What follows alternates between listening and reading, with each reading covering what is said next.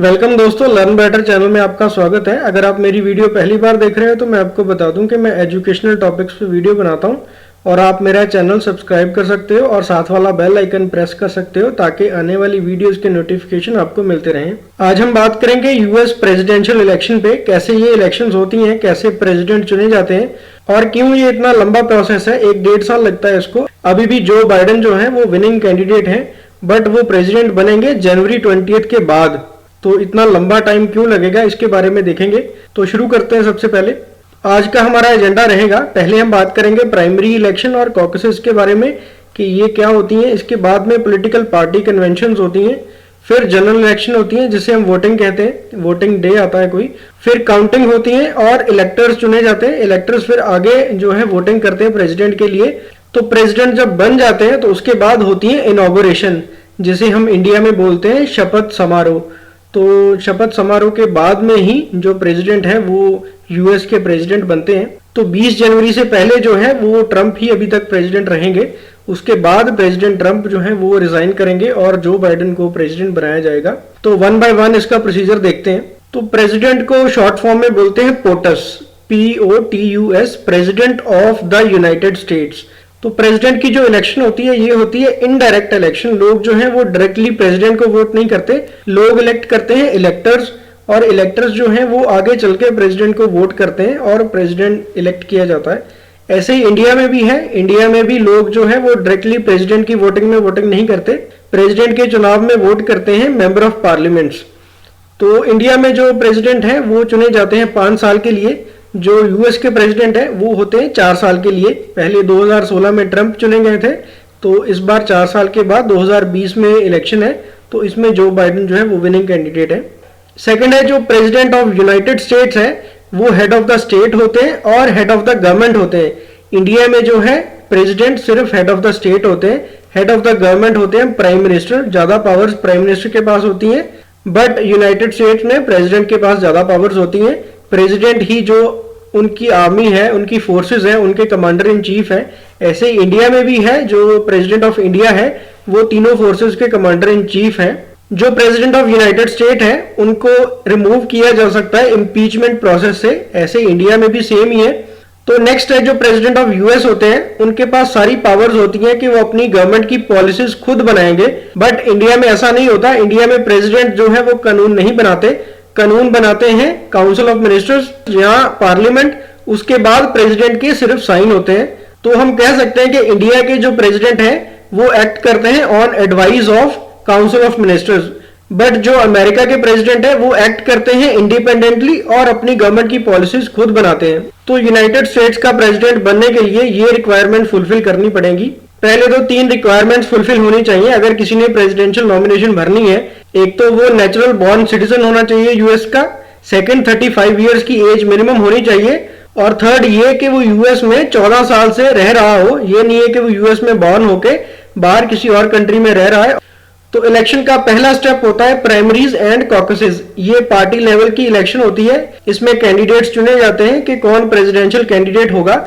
फिर होती है नेशनल कन्वेंशन, जिसमें जितने भी डेलीगेट्स चुने होते हैं उनकी मीटिंग होती है और वो डिसाइड करते हैं कि हमारा प्रेसिडेंशियल कैंडिडेट कौन होगा और वाइस प्रेसिडेंशियल कैंडिडेट कौन होगा। उसके बाद में जनरल इलेक्शन होती है जिसमें वोटिंग करते हैं लोग, जिसके बाद में काउंटिंग होती है और काउंटिंग के बाद चुने जाते हैं इलेक्टर्स, जिनसे बनता है इलेक्टोरल कॉलेज। तो इलेक्टोरल कॉलेज के जितने भी मेंबर्स होते हैं फिर वो वोट करते हैं प्रेसिडेंट के लिए और उसके बाद प्रेसिडेंट चुना जाता है, फिर इनॉग्रेशन होती है। तो इन सारे स्टेप्स के बारे में डिटेल में देखेंगे। अभी जो है यूएस में स्टेप 3 कंप्लीट हुआ है, इलेक्शंस हुई है, वोटिंग हुई है और काउंटिंग के बाद इलेक्टर्स चुने गए हैं। अभी इलेक्टर्स जो चुने गए हैं वो बनाएंगे इलेक्टोरल कॉलेज, और इलेक्टोरल कॉलेज के बाद में ये वोटिंग करेंगे प्रेसिडेंट के लिए और वाइस प्रेसिडेंट के लिए, और उसके बाद चुने जाएंगे प्रेसिडेंट और उनकी फॉर्मल इनॉग्रेशन होगी। तो इतना लंबा टाइम क्यों लगता है इसके बारे में देख लेते हैं। तो पहले नवंबर 3 को वोटिंग हुई है यूएस में और उसके बाद काउंटिंग शुरू हो गई थी। काउंटिंग के बाद जो रिजल्ट्स आए हैं उनमें कोई भी अगर कंट्रोवर्सी है या कोई भी रिकाउंटिंग करनी है तो वो करने के बाद फाइनल जो इलेक्टर्स हैं वो डिक्लेयर करने हैं दिसंबर 8 तक के। दिसंबर 8 तक सारे इलेक्टर्स जो है वो डिक्लेयर करने के बाद फाइनल जो वोटिंग होगी प्रेसिडेंट के लिए वो होगी दिसंबर 14 को। दिसंबर 14 को 538 जो इलेक्टर्स हैं वो वोटिंग करेंगे और उसके 9 दिन के अंदर अंदर सारी वोट्स जो हैं वो रिसीव होनी चाहिए। दिसंबर 23 के बाद जितनी भी वोट्स रिसीव हुई होगी वो रिसीव होंगी प्रेसिडेंट ऑफ सीनेट को और वो काउंटिंग करेंगे। काउंटिंग के बाद वो डिक्लेयर करेंगे कौन प्रेसिडेंट है, कौन वाइस प्रेसिडेंट है, और प्रेसिडेंट की जो फाइनल इनॉग्रेशन होगी, जो ओथ सेरेमनी होगी, वो होगी 20 जनवरी को। ये डेट जो है 20 जनवरी, ये ऑलरेडी डिसाइडेड है कि हर बार जो इनॉग्रेशन होगी वो 20 जनवरी को ही होगी और सारी जो पावर है वो ट्रांसफर हो जाएगी नए प्रेसिडेंट को। तो अभी डिटेल में देख लेते हैं कैसे यूएस प्रेसिडेंट की इलेक्शन होती हैं। तो यूएस में जो पार्टी सिस्टम है वो है 2 पार्टी सिस्टम। इसमें 2 मेजर पार्टीज हैं, red and blue. Red party है रिपब्लिकन पार्टी, ब्लू पार्टी है डेमोक्रेटिक पार्टी।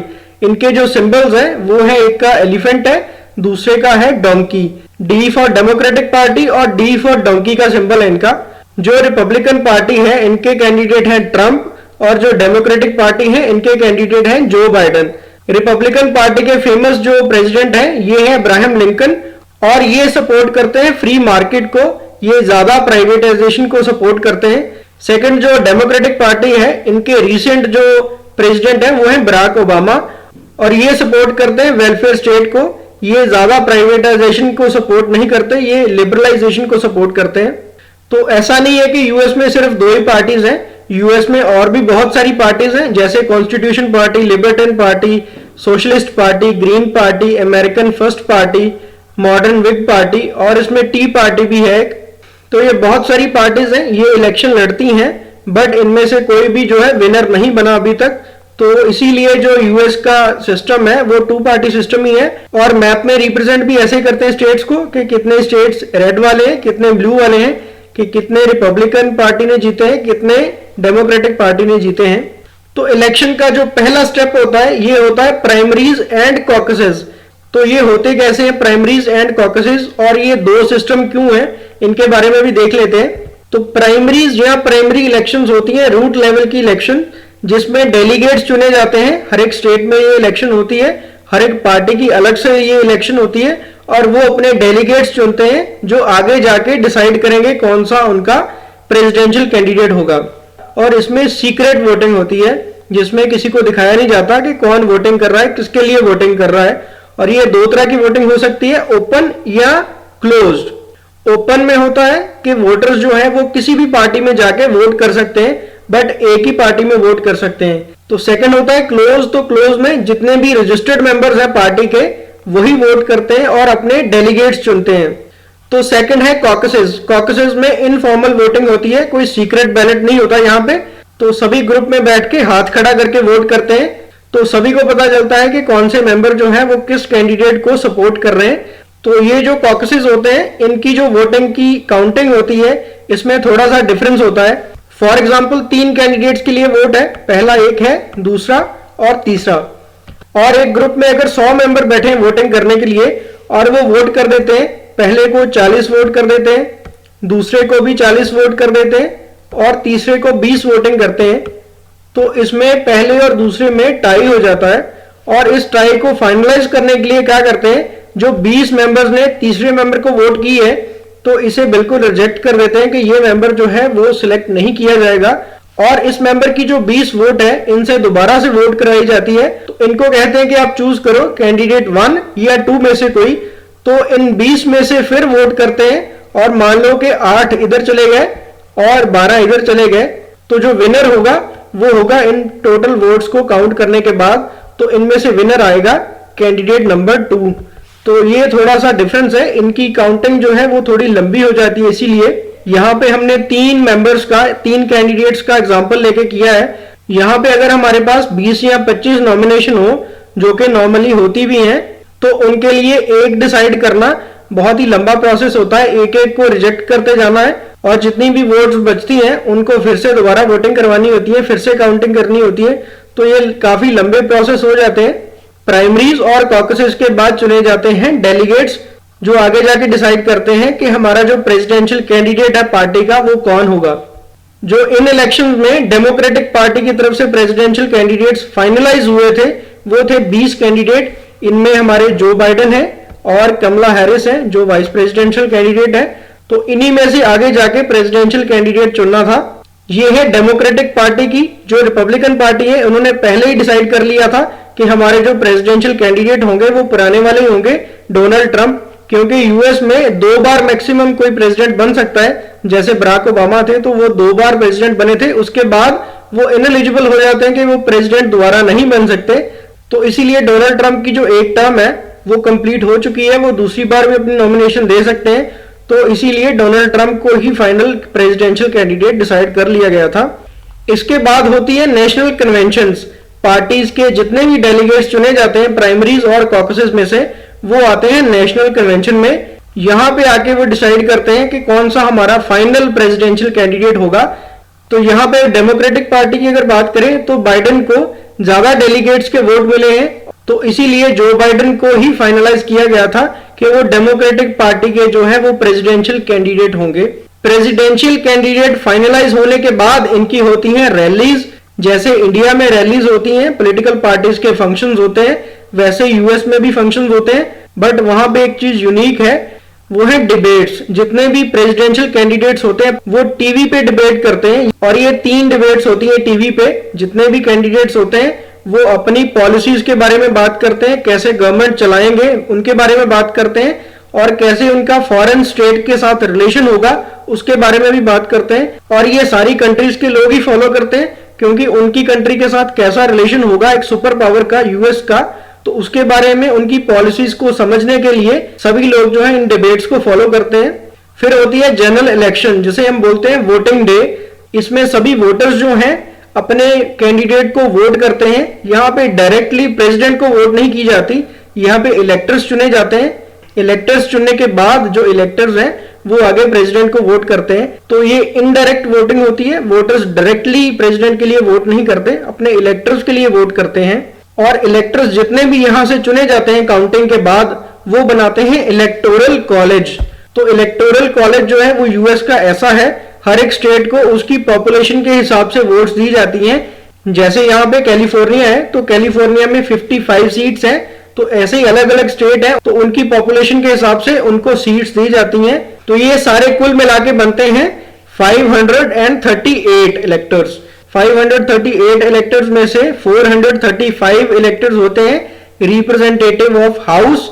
जैसे इंडिया में होता है लोकसभा, तो ये ऐसे ही रिप्रेजेंटेटिव ऑफ हाउस या लोअर हाउस। फिर होते हैं 100 इलेक्टर्स होते हैं सीनेट में, जैसे इंडिया में राज्यसभा है, तो ये भी एज ए राज्यसभा ही काम करता है, अपर हाउस की तरह। और 3 इलेक्टर्स जो हैं वो होते हैं वॉशिंगटन डीसी के। तो ये कुल मिला के बनते हैं 538। तो ऐसे ही अलग अलग जो स्टेट्स हैं उनके अलग अलग इलेक्टोरल वोट्स होते हैं। तो ये है मैप जो यूएस का, जिसे हम बोलते हैं रेड एंड ब्लू मैप।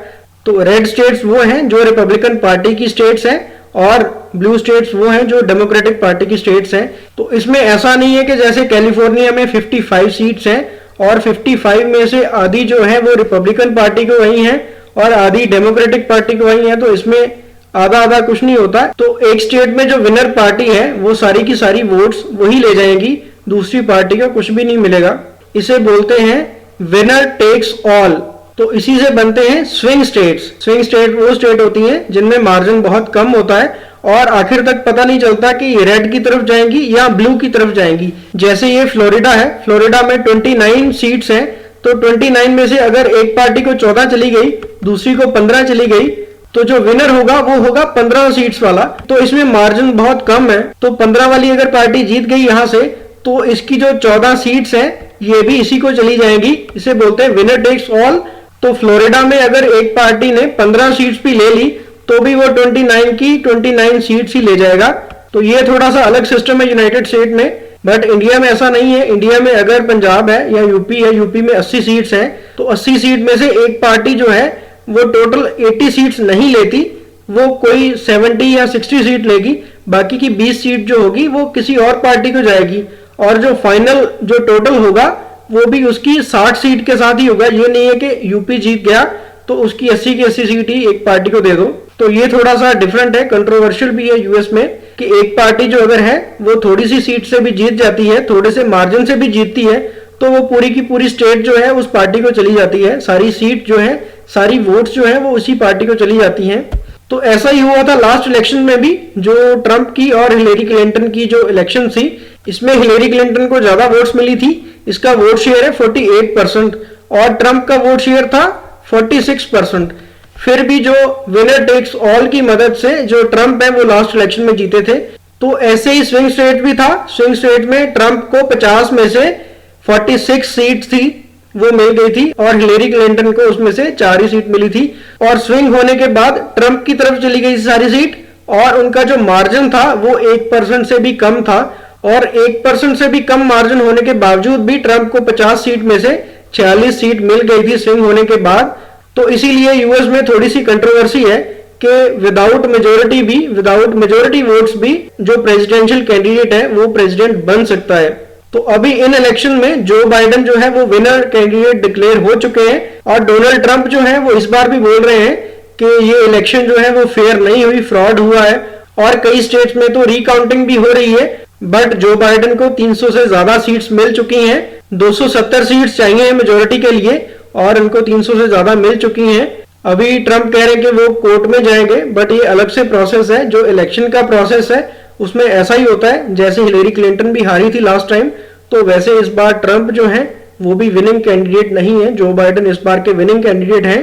तो अभी बचा क्या है फॉर्मली प्रेसिडेंट बनने में जो बाइडेन को। तो 3 नवंबर की वोटिंग के बाद जो प्रेसिडेंट इलेक्ट है वो अनाउंस हो चुके हैं कि जो बाइडेन जो है उनको मेजोरिटी मिल रही है। उसके बाद इलेक्टोरल कॉलेज की वोट्स होगी, जो 538 इलेक्टर्स यहां से जीते हैं उनकी वोटिंग होगी और 538 में से जिसको 270 से ज्यादा वोट्स मिलेंगी, यहाँ पे तो जो बाइडेन ही है, तो वो जो काउंटिंग है वो सीनेट के प्रेसिडेंट करेंगे और करने के बाद डिक्लेयर करेंगे कि कौन प्रेसिडेंट है। उसके बाद 20 जनवरी को जो फॉर्मल इनॉग्रेशन डे होगा उसमें ओथ टेकिंग सेरेमनी होगी और उसके बाद जो बाइडेन है प्रेसिडेंट बन जाएंगे और ट्रांसफर ऑफ पावर हो जाएगी। तो ये था आज का टॉपिक कि यूएस में प्रेसिडेंट की इलेक्शन कैसे होती है, कैसे रिजल्ट अनाउंस होते हैं, कैसे फॉर्मल इनॉग्रेशन होती है। तो होप ये इन्फॉर्मेशन आपको अच्छी लगी है तो अपने और दोस्तों के साथ भी शेयर करो, इस चैनल को सब्सक्राइब करो। Thank you very much.